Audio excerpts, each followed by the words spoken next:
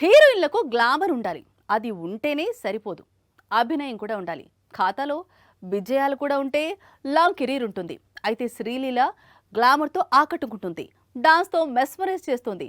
Performance ప్రదర్శించే క్యారెక్టర్లు మాత్రం ఎంచుకోవటం లేదు. ఇలా అయితే స్టార్ హీరోయిన్ అనే కుర్చీలో ఎంతకాలం కూర్చుంటుంది? మొదటి సినిమా పెళ్లి సందడితోనే అందర్నీ మెస్మరైజ్ చేసింది శ్రీలీల. గ్లామర్తో కుర్రాళ్లకు నిద్రలేని రాత్రుళ్లు మిగిల్చింది. ఈ మూవీ విజయం కూడా సాధించింది. సీనియర్ స్టార్ రవితేజతో ధమాకా మూవీలో నటించే ఛాన్స్ పట్టేసింది. ఈ మూవీ కూడా మంచి విజయం సాధించింది. బాక్సాఫీస్ దగ్గర 100 కోట్లు రాబట్టింది. వరుసగా శ్రీలీలకు హిట్స్ రావడంతో లక్కీ హ్యాండ్ అన్నారు. శ్రీలీల స్పెషాలిటీ అందమే కాదు, డాన్స్ తో కూడా అద్దరగొడుతుంది. దాంతో వరుసగా స్టార్స్ తో అవకాశాలు దక్కించుకుంటోంది. అయితే విజయాలను మాత్రం నిలుపుకోలేకపోతోంది. రామ్తో జోడీ కట్టిన స్కంద భారీ డిజాస్టర్ గా నిలిచింది. పంజా వైష్ణవ్ తేజ్ సరసన నటించిన ఆదికేశవ మూవీ అంతకు మించిన డిజాస్టర్ అనిపించుకుంది. మహేష్ బాబుతో గుంటూరు కారంలో నటించే గోల్డెన్ ఛాన్స్ దక్కించుకుంది శ్రీలీల. టాప్ హీరోతో ఆడిపాడే అవకాశం తక్కువ టైంలోనే పట్టేసింది.